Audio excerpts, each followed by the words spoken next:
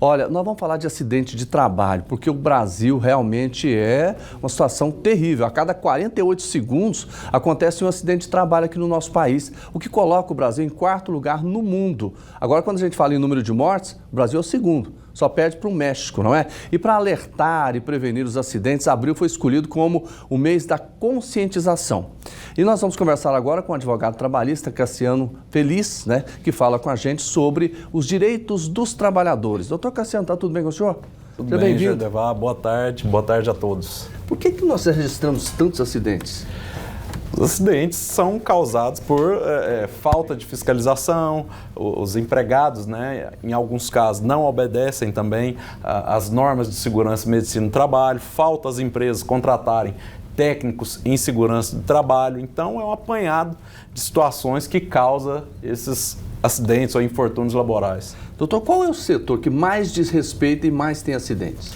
Na verdade, Jordevar, esses acidentes eles se dividem em todas as áreas. A gente tem geral, né? Exato, é geral e a gente tem vários tipos de acidente. Acidente de trajeto, até você falava do trânsito, o acidente de trajeto ele ocorre constantemente e ele é considerado pela lei também um acidente de trabalho. Se a pessoa for para o trabalho se acidentar, é acidente trabalhista. Exatamente. De casa para o trabalho, do trabalho para casa é considerado também pela lei um acidente de trabalho. Para a gente até colocar aquele acidente da Chapecoense, aqueles jogadores, próprios colegas de imprensa que estavam dentro daquele avião, é um acidente de trabalho, eles estavam à disposição do empregador, aquilo lá também é considerado um acidente de trabalho. Agora, doutor, por exemplo, falta a fiscalização de quem? Fiscalização, na maioria das vezes, por parte do empregador, né? Falta o empregador ele ter essa conscientização de prevenção em acidentes de trabalho e investir em meio ambiente de trabalho, investir em técnicos, na contratação de técnicos em segurança e medicina do trabalho para fiscalizar, por exemplo, a utilização dos equipamentos de proteção individual.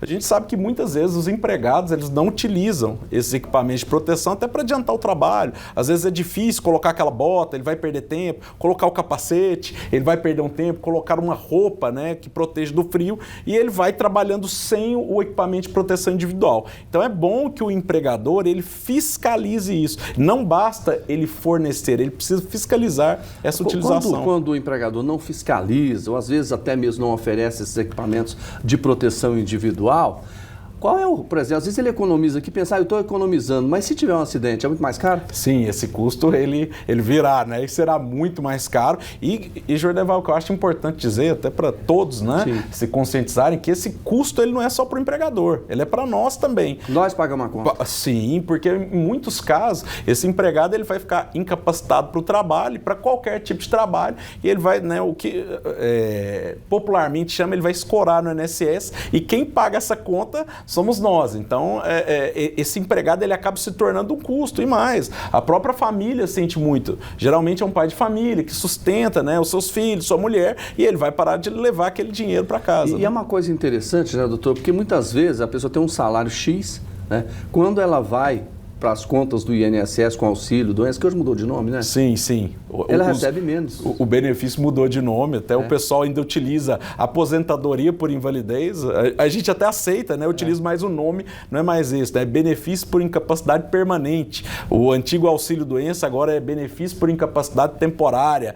Ele vai ter uma redução no seu valor, ele não ganhará o mesmo valor de benefício. Tem um problema de saúde, ainda vai passar a ganhar menos. Exatamente. Jordevar, eu já atendi no meu escritório, por exemplo, pessoas com 47 anos, 48, não têm mais capacidade nenhuma para o trabalho. Por quê? Nesse caso em específico, ele mexia com mármore. Ele respirou aquele pó, ele cortava, serrava, não utilizava os equipamentos de proteção individual e o pulmão ele empedrou. Então ele não servia nem para aquele tipo de trabalho, nem para nenhum trabalho, porque ele não conseguia mais ter uma saúde para executar nenhum tipo de atividade. Então a gente tem esse problema gravíssimo. Trabalhador, por exemplo, aqueles que mexem com gesso, né, que faz aquele lixamento lá, poeira o tempo inteiro. Sim, poeira o tempo inteiro. E se negava a usar máscara. Exato. Quando o empregado se nega a utilizar, aí aparece a figura do empregador.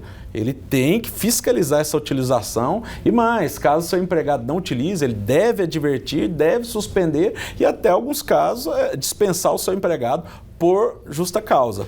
Doutor Cassiano, por exemplo, se a empresa não tiver, a fiscalização chega lá, é o Ministério do Trabalho que faz isso, né? Sim, o Ministério do Trabalho, o próprio Ministério Público do Trabalho. Sim. Muita gente pergunta onde pode ser feita essa denúncia. Sim. No Ministério Público do Trabalho, a Superintendência Regional do Trabalho aqui em Goiânia também, ela recebe esse tipo de denúncia e faz a fiscalização. Qual é o valor de uma multa, por exemplo? Eu imagino que ela deve variar de valor, mas assim, só para a gente ter uma noção, quando chegar numa empresa, a gente perceber lá que tem gente não está usando os EPIs. E aí? A multa ela pode ser altíssima, Jordevai, e aí depende de vários fatores, né?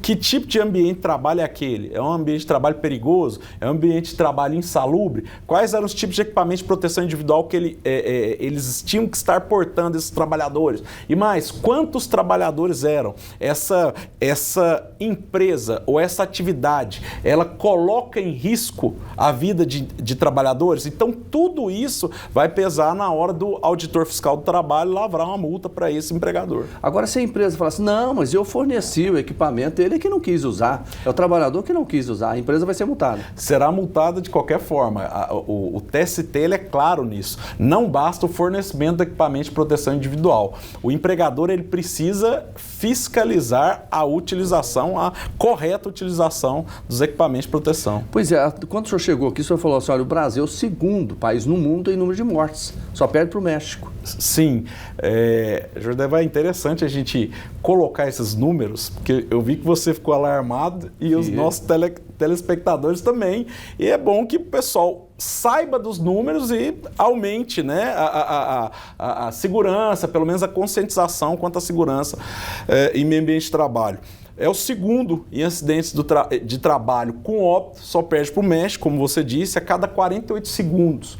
Nós temos um acidente de trabalho no Brasil e a cada 3 horas e meia, Jordeva, temos um acidente de trabalho com óbito. E hoje o Brasil é o 4º colocado no mundo em número de acidentes de trabalho. E isso gravita, às vezes ele é 3º, 2º, já chegou a ser o 1º e vai gravitando aí nesse ranking.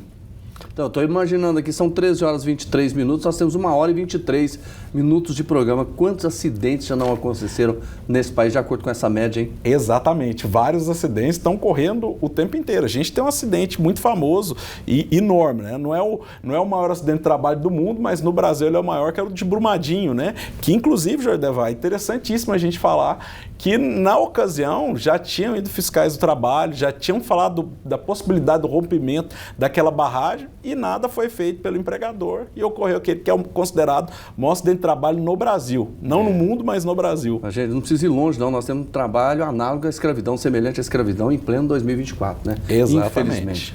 Doutor Cassiano Peliz, advogado trabalhista, muito obrigado pela entrevista do senhor. Eu que agradeço. Boa tarde a todos.